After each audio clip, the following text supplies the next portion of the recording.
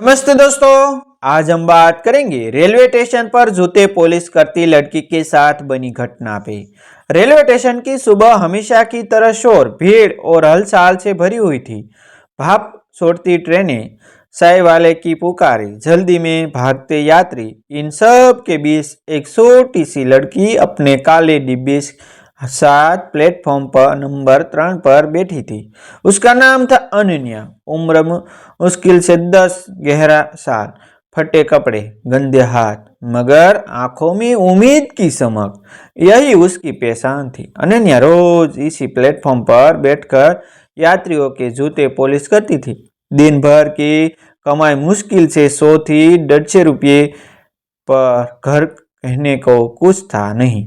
Bus station के पास एक झुंगी जिसमें वह अपनी बीमार माँ और छोटे भाई पंकज के साथ रहती थी।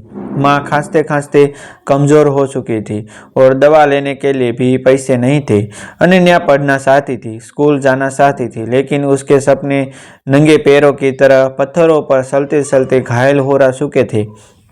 उसे जीना था, बस किसी तरह जिंदगी को पकड़कर। उस सुबह भी वह अपना पुलिसी का डब्बा लेकर यात्रियों के जूते चमका रही थी। तभी प्लेटफॉर्म के कोने से एक आदमी आता दिखाई दिया। काले कोटे में चेहरा गंभीर, हाथ में एक काला बड़ा बैग। आदमी अनन्या के सामने आकर रुका और बोला, जूते पॉलिश करोगी? अनन्या ने झूठ से सिर हिलाया। हाँ साहब। आदमी ने अपने जूते उतारे और बोला, मैं अभी आता हूँ, तब तक ये अच्छे से चमक देना। बैग यही रखा रहा हूँ, ध्यान रखना। और बिना उत्तर सुने वह तेज आदमी से आगे बढ़ गया। अनन्या ने जूते उठाया और पॉलिश करने लगी। वह आदमी थोड़ा अजीब लगा था, चेहरा घबराया हुआ, जैसे किसी जल्दी में हो। लेकिन इन बातों पर ध्यान देने का समय उसके पास कहाँ था। उसका ध्यान बस जूतों पर था और आज की कमाई पर। लेकिन 5 मिनट, 10 मिनट, 15 मिनट गुजर गए, वह आदमी अभी तक नहीं लौटा। अनन्या ने गर्दन उठाकर इधर उधर देखा। काला बैग वही रखा हुआ था, शुभ स्थिर, रहस्यमय। उसकी छोटी सी दुनिया में ऐसा पहली बार हुआ था कि कोई बैग, वो भी इतना महंगा दिखने वाला, किसी ने यूं ही छोड़ दिया हो। उसने पास बैठे एक कुली से पूछा, भैया यह आदमी कहीं गया? उसने बैग छोड़ा दिया। कुली ने मुंह बनाते हुए कहा, पता नहीं, कोई देखा नहीं। अनन्या का दिल धड़कने लगा। क्या बैग में कोई कीमती चीज है? क्या आदमी वापस आएगा? अगर नहीं आया तो क्या? तभी उसके अंदर एक छोटी सी आवाज उठी, बैग खोलकर देख तो सही, शायद अंदर कुछ ऐसा हो जिससे माँ की दवा आ जाए, पंकज जी फीस भर जाए। लेकिन दूसरी आवाज, जो उसकी माँ की भी कह रही थी कि अनन्या, किसी की चीज पर हाथ मत डालना। गरीब है मगर शोर नहीं। उसने बैग की तरफ देखा। कभी डर लगता, कभी लालच, कभी दया। भावनाएं एक दूसरे से लड़ रही थी। अचानक रेलवे स्टेशन पर सीटी बजी। एक ट्रेन तेज आवाज के साथ प्लेटफॉर्म पर दाखिल हुई। उस शोर में भी अनन्या को बैग का मौन और भारी लगने लगा। तभी एक पुलिस वाला उधर से गुजर रहा था। अनन्या ने डरते हुए उससे कहा, साहब ये बैग एक आदमी छोड़कर गया है, बहुत देर हो गई है। पुलिस वाले ने उसे ऊपर से नीचे तक देखा और बोला, अरे तू क्यों टेंशन लेती है? उसका काम तो यही होता है, बैग पर नजर रखना। कोई यात्री भूल जाते हैं पर वो लौट आते हैं। तू अपना काम कर। लेकिन पुलिस वाले की लापरवाही ने अनन्या के मन में और डर भर दिया। उसके छोटे हाथ कांपने लगे। वह सोचते सोचते खामोश हो गई और जूते चमकाने लगी। पर उसका ध्यान हर कुछ सेकंड बाद बैग पर जाता। 20 मिनट हो गए, आदमी नहीं आया। अब अनन्या को लग रहा था कि कुछ गड़बड़ है। उसने फैसला किया कि वह बैग को उठाकर स्टेशन मास्टर के पास ले जाएगी। पर तभी प्लेटफॉर्म की दूसरी तरफ से हलचल होने लगी। पुलिस की जिप्सन गाड़ियों दौड़ी गई। 4 5 पुलिस वाले दौड़ते हुए आए, जैसे किसी की तलाश में हो। उनका चेहरा सख्त था, हाथों में वॉकी टॉकी थी। वे बार बार बोल रहे थे, काला बैग, प्लेटफॉर्म 3 चेक करो। अनन्या का शरीर सिहर उठा। क्या यही वही बैग है? क्या इसमें कुछ खतरनाक है? पुलिस वाले इधर उधर देखते भाग रहे थे। भीड़ बढ़ने लगी। लोग डर कर दूर हटने लगे। स्टेशन पर अनाउंसमेंट होने लगी। तभी यात्रियों से अनुरोध है कि किसी अनजान सामान को न छुए। अनन्या ने कांपते हुए बैग को देखा। उसका दिल जोर जोर से धड़कने लगा। पसीने से उसका माथा भीग गया। उसने डर से अपनी उंगलियों मोड़ी, लेकिन वह वहां से भागी नहीं। क्योंकि उसे याद था कि आदमी ने उससे कहा था बैग का ध्यान रखना।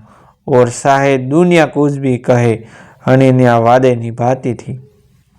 वो गरीब हो सकती थी, बेबस हो सकती थी, लेकिन वो भरोसा तोड़ने वाली में से नहीं थी। कुछ ही सेकंडों में 3 पुलिस वाले उसके पास आ पहुंचे। उनकी नजर सीधी बैग पर गई। ये बैग किसका है? एक पुलिस वाले ने कठोर आवाज में पूछा। अनन्या डरते डरते बोली, सर साहब, एक आदमी मुझसे दे गया था। बोला था कि जूते पॉलिश कर दूं, वो वापस आएगा, लेकिन अभी तक नहीं आया। पुलिस ने अधीरता से पूछा, कैसा आदमी? ऊंचाई, कपड़े, चेहरे पर कुछ खास निशान? अनन्या घबरा गई। काला कोट, जल्दी में था, डर जैसा लग रहा था। पुलिस वालों के चेहरों पर तनाव और गहरा हो गया। एक ने होकी टोकी में कहा, हमारे पास काले कोट वाला संदिग्ध व्यक्ति था। शक की पुष्टि हो रही है। बैग मिल गया। स्टेशन पर अफारा तफारी मच गई। लोग दूर हट रहे थे। कुछ रोने लगे, कुछ प्रार्थना कर रहे थे। अनन्या वही खड़ी रह गई, भय से जड़ पद। निठुरता की हुई एक पुलिस वाला बोला, बच्ची पीछे हटो, यह खतरनाक हो सकता है। अनन्या ने कांपती आवाज में कहा, साहब, इसमें क्या है? पुलिस वाला कठोर स्वर में बोला, ये बैग बम भी हो सकता है। अनन्या पीछे हटते ही जमीन पर बैठ गई। उसकी सांस तेज हो गई। दुनिया जैसे धुंधली होने लगी। पर अचानक भीड़ के बीच से एक चिल्लाने की आवाज आई, रुको, वह मेरा बैग है, रुको। सबकी नजर उस दिशा में गई। वही आदमी घबराया हुआ, भागता हुआ, पसीने से तर, हाथ कांपते हुए वह पुलिस के पास आकर बोला, प्लीज बैग मत छूना, प्लीज बैग मत छूना। उसके अंदर, और वह वाक्य पूरा बोल पाता उससे पहले पूरा प्लेटफॉर्म खामोश हो गया। हर किसी की सांस रुक गई। बैग के अंदर आखिरी क्या था?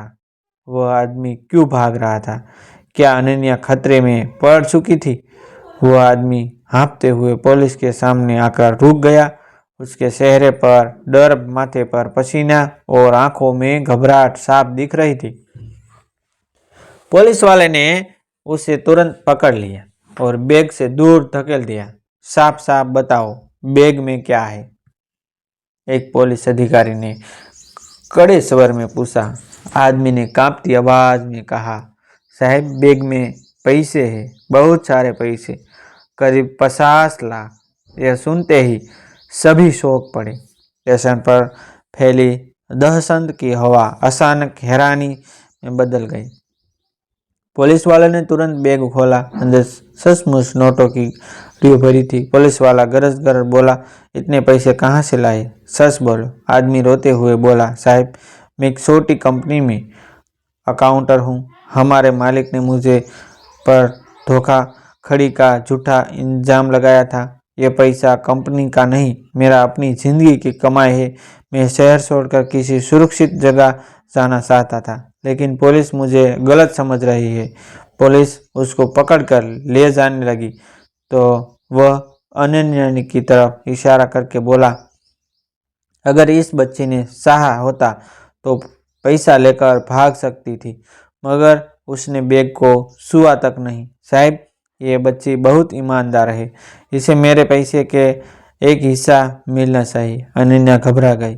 नहीं साहब, मैं पैसा नहीं लूँगी, उसने डरते हुए कहा। लेकिन पुलिस अधिकारी ने उसके सिर पर हाथ रखकर कहा, बेटा, तू जैसे बच्चे ही इस देश की उम्मीद है, तूने डर के बावजूद बैग को संभाल कर रखा, चोरी नहीं की, भागी नहीं। यह बहुत बड़ी बात है। कुछ देर सांस पड़ताल के बाद पुलिस ने आदमी की बातों की पुष्टि की। वह सच बोल रहा था। कोई अपराध नहीं, बस गलतफहमी और डर था। आदमी ने कृतज्ञ होकर अनन्या के पैरों के पास घुटने टेक दिए। बेटा, तूने मेरा सब कुछ बचा लिया है। अगर यह चोरी हो सकता तो मैं बर्बाद हो जाता हूँ। कृपया मेरी तरफ से यह छोटा सा तोहफा रख लो। उसने अपनी जेब से एक खिलाफा निकाला। उसमें 20,000 रुपये थे। अनन्या ने हाथ पीछे कर लिए।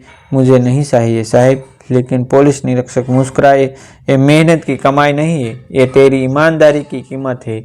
रख ले, इससे अपनी माँ का इलाज पूरा कर लेना। अनन्या की आंखें में आंसू आ गए।